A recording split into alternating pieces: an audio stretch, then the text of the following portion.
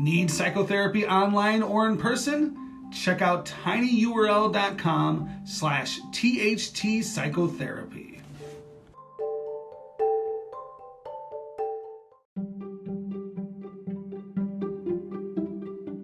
The George Brassey Podcast is made possible with funding provided from Brassey Global Strategies, LLC, a leading political consulting, public policy, government affairs, and research firm. Are you interested in running for elected office? Need advice? Call or email George, 708-769-5015. Brassey Global Strategies 1@gmail.com. Freeze doesn't stop Chicago Heights City Council from taking care of business. Freeze doesn't stop Chicago Heights City Council from taking care of business, Chicago Heights, Illinois, despite some members of the council being absent, freezing weather and meeting remotely due to COVID restrictions. On Tuesday night, the Chicago Heights City Council approved a number of projects to continue moving forward the city's beautification projects. Architectural services. With Alderman Vincent Zaranti sitting in as acting mayor for Mayor David Gonzalez, the council approved an agreement for architectural services with TRIA Architecture. Under the $23,000 agreement, TRIA will provide a space needs analysis of the municipal garage and water department facilities. The company will analyze existing facilities and determine whether an upgrade or a totally new facility is needed, based on current and future needs. TRIA has provided architectural services for other local municipalities such as Country Club Hills, designing its amphitheater, storage and fleet maintenance facilities, and upgrading its recreational center. Morton Arboretum Grant. The council voted to accept an award of $15,000 from the Morton Arboretum through its Urban and Community Forestry Grant. The grant will pay for a tree inventory of the city. Funding for the grant is provided by the United States Department of Agriculture Forest Service through the Illinois Department of Natural Resources Urban and Community Forestry Program. It offers urban and community forestry grants to municipalities, which are required to pass a tree preservation/protection ordinance before the end of the grant period. Engineering services. The council also approved proposals totaling $842,000 for engineering services for various city infrastructure projects. Chief of Staff Karen Zarant said the projects include sewer and resurfacing work around the city. The council approved an agreement with Grand Capital, North America, LLC, to induce the sale and development of the city-owned real estate at 560 and 570 West Lincoln Highway. Jack Hines, city economic development consultant, said the parcels are the sites of the former Lorenzetti's restaurant and car lot next to it. Grand Rapid Capital has done a number of developments in the city. In other business, Chief of Staff Karen Zarant gave the council an update on January's Illinois Department of Public Health vaccination clinic, hosted by the city. She said about 250 people registered online. The city plans to hold another vaccination clinic, in conjunction with IDPH, in February. Chicago Heights Fire Chief Jeffrey Springer announced the promotion of Captain Tony Mascalino to Assistant Fire Chief. The council approved a redevelopment agreement to induce the sale of the city-owned surplus real estate at 1902 Euclid Avenue, through the city's Abandoned Property Acquisition Program. And the city's city towing services agreement was renewed. Freeze doesn't stop Chicago Heights City Council from taking care of business.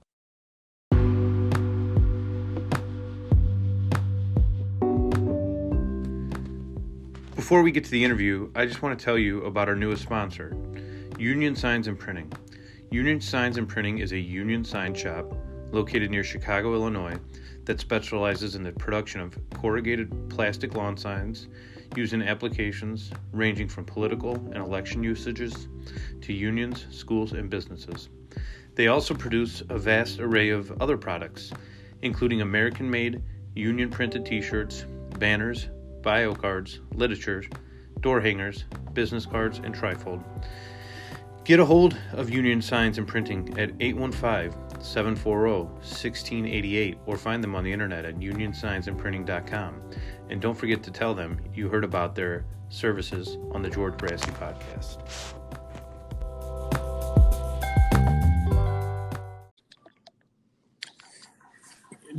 I'm so glad to welcome Alderman J.R. Patton to the podcast. J.R., how are you? Good, George. How are you? Thanks for having me. Very well. J.R., let's get right into it. Tell the audience a little bit about your own personal journey that led you to becoming an alderman in Calumet City. Sure. So it's a journey that it really started in late 2012, early 2013. At the time, I was doing a lot of campaign consulting around the south suburbs, and Calumet City Mayor Michelle Quackenbush called me up. We were introduced by a mutual friend. She asked me to come run her reelection campaign in the early part of 2013. We had a great election, got all of our incumbents reelected, and really built a good relationship and a good friendship with the mayor. And so she asked me to come join her and work in her administration with the city. So I spent about 4 years, working by her side there in the city. And 2017 came around and the reelection campaign again. I took a leave of absence from the city to run the campaign again, and realized that I really missed the day-to-day life of, running political campaigns, and working inside municipal government was just maybe not for me. So I left the city, started my own consulting business. And shortly after that, the alderman who represented the ward that I lived in Calumet City decided to retire. So the mayor called me up and asked me if I wouldn't mind coming back to help her out again, and appointed me to the spot of 6th Ward Alderman on the city council. And 2019, I ran unopposed to finish out the term that I was appointed to, and here we are getting ready to run for a full 4-year term this February. JR, talk about the differences it was for you, the differences there is for you being an elected official compared to being an appointed official. Yeah, there's a lot of, there's a number of differences. I think one of the things that's made me, such a good alderman, and honestly, it makes me, the most qualified of the candidates running for 6th Ward Alderman this time, is that I had that experience working on the appointed side, within the administration. During my time with the city, I spent time as, the acting director of our public works department, spent some time as the acting director of our building department, spent some time as the city's purchasing and personnel director. And so, during my 4 years with the city, I had a chance to see how the city operates on a day-to-day basis, and how, the things that come before the council, manifest, in the mayor's office first, and, why, certain issues, come to the forefront. And so, having the experience of having worked on both sides of the curtain, so to speak, has really made me, I think, a better alderman for that experience. So tell me a little bit about, where does James become interested in politics, even before managing campaigns and becoming the alderman? Were you interested as a kid? I find that it was something that I was personally interested in as young as 8 or 9 years old. When does JR get the bug? Yeah, for sure. When I was a kid, I was always interested in politics. I remember the election of 2000. So I would have been 12 years old then. I vividly remember, sitting in front of my TV, watching the election returns come in, that November. When I was in high school, my stepmom, who worked for the city of Chicago at the time, got me a summer internship with the city clerk's office in Chicago. And so I spent 3 summers working there. And, really just had always had an interest in government and politics, but never really thought about it as something, that I could do as a career on the consulting side until college. When I graduated high school and I went to the University of Illinois, I went into the School of Architecture, wanted to be an architect. It took me about, 12 weeks on campus my freshman year to realize that I didn't want to be an architect. I had absolutely no idea what I wanted to do, but I knew that wasn't it. And so, after my first year at the U of I came home and spent a year at community college just trying to kind of figure out what I wanted to do. And in that time, I took a state and local government class that just fascinated me. And then I went to work for Debbie Halverson, who at the time was the majority leader in our state Senate. She was running for Congress. I went to work for her congressional campaign and just fell in love with, campaigning and, everything that goes into running a political campaign. And that was kind of where it all took off for me. What would you say the biggest differences are in running a local election campaign as opposed to a congressional campaign?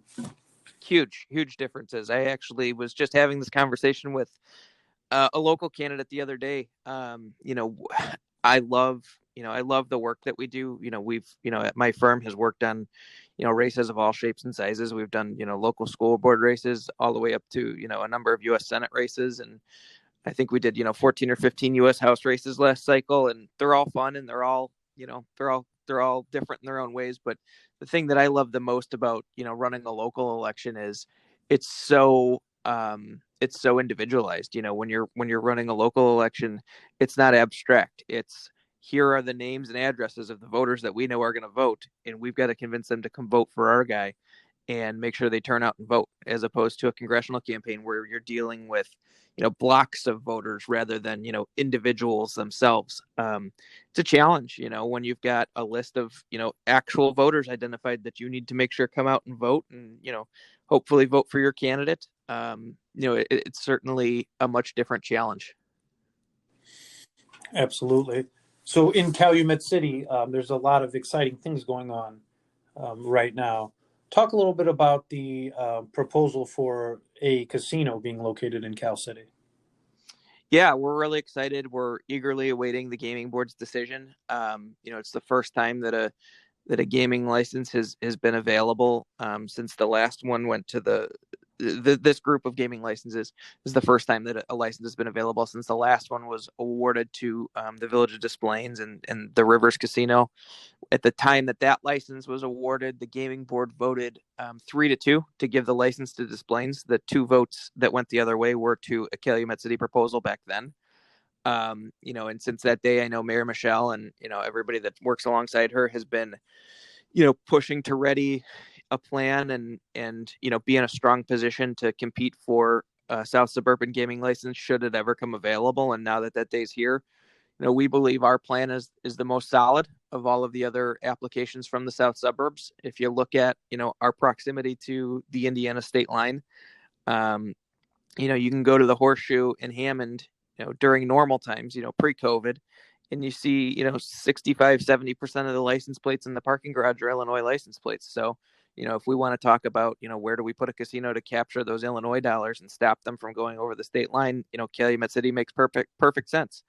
In terms of having the least impact on existing casinos in the state of Illinois, we're the furthest from Joliet, Aurora, Elgin. We would have the least amount of impact on existing Illinois casinos. Our plan calls for, $200 million plus project that's already fully funded and ready to go. And I think one of the biggest, benefits that we have is we're the only site that has the ability to have a temporary casino open within 90 days of receiving the license. And so, the big issue for the state right now is trying to increase revenues from new sources, and gaming is certainly going to be one of those.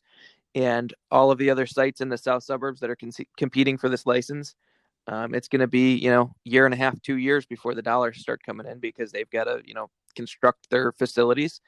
We've got a plan in place that within 90 days of receiving the license, the old Carson's Peary Scott building in River Oaks Mall will be turned into a temporary gaming facility until our casino is built and up and running. And so, those dollars would begin to flow almost immediately. So I think all of those things put together make our proposal and our application, the best and the strongest, for the Southland and for the state. Does Calumet City's proximity to the city limits of Chicago, does that complicate things for you guys? I don't think so. I know the initial round of sites that they were looking at for a Chicago casino, I personally was a little concerned because one of the sites that was mentioned was, the Lake Calumet, 130th Street area there, which is just a couple miles to the north of us. If they had settled on that site as a Chicago casino, I think that would have hurt our chances in our bid process, just because, of the proximity there. But I think, ultimately, I think wherever the Chicago casino decides, wherever they land on, to build that project, I think, their goal is to create, with a Chicago casino, more of an attraction for, the business traveler, more of a place where you go and you get a $20 martini and, table limits are higher and things like that. Whereas, our project is a casino that, would be, open and available and accessible to everybody. Very interesting. Another great thing going on in Calumet City is the Riverwalk project. Can you speak a little bit to that? Yeah, we're really excited about that. This is a project we've been working on for a number of years. We finally, secured, a significant amount of state funding to help us kind of push it over the finish line. And, it's scheduled to be open spring of 2021. The project is called Blues River Run. It's going to be located across Torrance Avenue from the River Oaks Mall, and it's going to contain, right on the little Calumet River, it will contain a canoe launch, a dog park, walking paths, a nice green space, a little, performance stage.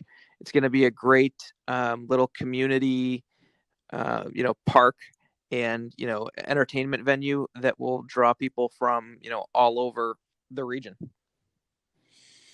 Do you feel like, as online shopping has increased, as malls have kind of declined, River Oaks Mall still hanging around? Is it still a big engine for growth for the city? Absolutely. One of the biggest anchors that we have at River Oaks Mall is Macy's, and every time Macy's corporate announces a round of closings, everybody gets nervous that, ours is going to be on the list. But one of the things that's been made very clear to us, by the folks at Macy's is that, the Calumet City, the River Oaks Macy's is one of the highest grossing Macy's stores in the area.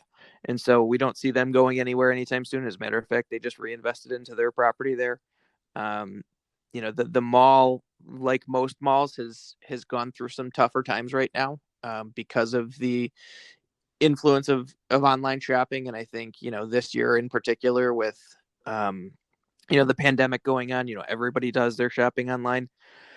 I think, malls in general, as a business model, they've really got to, try and come up with some ways to be innovative and capture some of those shoppers back. But River Oaks continues to be strong, and hopefully with the addition of the Southland Live Casino on the site there, will really bring River Oaks back to what everybody remembers it being for years to come. Now, JR, in addition, so you are a political consultant and an elected official. You've been on both sides of campaigns, as have I. And one thing I've often talked to aspiring candidates is the need or the importance of getting some sort of professional guidance on the campaign side of things.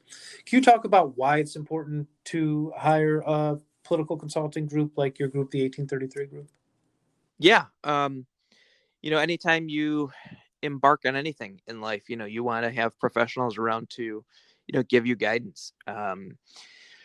Political campaigns are no different.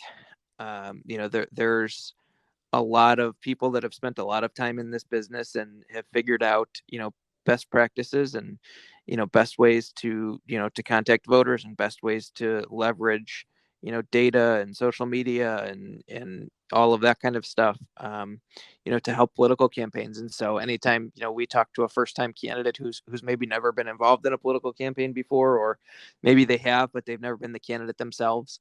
It's always important to have professionals there, who have been through it before, who have seen everything that you could possibly imagine, pop up in the course of a campaign, and, who can just, help kind of guide you through the process and, get the ship pointed in the right direction. Yeah, outside of a great election attorney, some real strong campaign consultants is something that is a very valuable investment if you are really interested in winning your race. Yeah, 100%. When you decided to open up your campaign consulting business, you joined what's called the American Association of Political Consultants. Can you speak a little bit about what that group is and how helpful that group in particular is to a candidate in finding a qualified consultant. Yeah, the AAPC is a great organization. It's a bipartisan organization made up of campaign consultants from around the country. Um, we joined it because, being a member has a number of advantages. There's always great panels and great speakers, about different topics in the industry that, we take advantage of and that our staff takes advantage of. They have a great national conference every year that is kind of the culmination of the year's work. It includes their annual Poly Awards, which are basically the Oscars for the political consulting business. Mm-hmm. They have a number of great regional conferences every year that you can go to hear various people speak and network with other consultants. And for candidates, the AAPC has a great consultant directory. And so, if you're a candidate looking to run for office and, you're looking for a particular consultant, you can go on, the AAPC's website. You can go to their consultant lookup and you can, look for exactly what you're looking for. And so, if you're a candidate looking for a Democratic consultant that designs mail, you can, check all the boxes on that and see, who's available, in your area. And so it's a great resource for candidates, and it's been a great resource for us for business development. And your company exclusively works with Democratic candidates. Is that correct? That's correct. Why exclude the Republicans? My business partner and I are staunch Democrats. We believe in the values and the ideals of the Democratic Party, and our goal in working with candidates is to elect more good Democrats to advance those values. And so, our staff, believes the same things, and, that's our purpose. Absolutely. So I want you to, I asked you to list 2 books that you feel have been really important and influential to you as our final question. What are they? Yeah, the first one, it's a book that was written by the famous Democratic consultant James Carville and his wife, Mary Matlin, who's a very famous Republican consultant. James Carville was, one of the inspirations behind me, going into a life of campaigning. I was always fascinated with the work that he did on Bill Clinton's 92 race. And, Mary Matlin was on the Bush campaign in 92. And so, it's a book that the two of them wrote after the campaign about, about politics, about presidential politics, about campaigns, and about how a married couple, managed to be on opposite sides of, the biggest campaign in the country at the time, and, serve their clients well while keeping their marriage, going strong. And so, that was always, a really interesting book to me. And the other one, a book that I just read more recently was actually the autobiography of President Ulysses S. Grant. I've always been kind of a fan of Grant. Never really, dove too much into his background until, more recently. I've had a little bit more time to read, obviously, with having to spend more time at home and, less things to do out and about. So, Grant was an interesting character. He played, obviously a huge part in the Civil War. And, after that, he played a huge part in the construction of the Transcontinental Railroad, connecting, the two coasts of the country, and, kind of rooting out the corruption that was rampant along that railroad process. And then, onto his life as president and post Civil War Reconstruction, and just reading a book written by him, 130, 140 years ago, written, in the language of the time. It was fascinating read for me. Now, did Ulysses Grant serve 1 or 2 terms as president? Grant, he was elected in 1868 and 1872. Got it. Alderman Patton, where can the people find you on the internet? Where can they find information about, the campaign in the election? My website is still under construction. As a matter of fact, you just reminded me that I need to ping my web guy again to see where it's at. But you can also, check me out on Facebook. It's just J.R. Patton, and we'll have a Friends of J.R. Patton Facebook page coming online pretty shortly here as well. And is the election in April, or does Calumet City have a February primary? We have a February primary, and so I have 2 people running against me in the February primary, and nobody that's filed to run in the April general. So The February primary will be the day. Well, you have a lot to address because that's right around the corner. I'd like to thank everybody. I'd like to thank J.R. Patton for coming on and talking about his business and his campaign. And hopefully we'll talk again soon, J.R. All right. Thanks, George. Appreciate it. Bye-bye.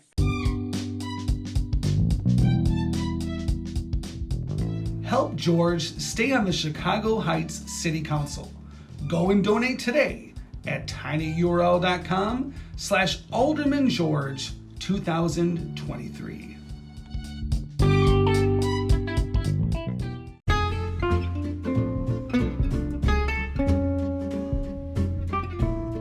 Need more George?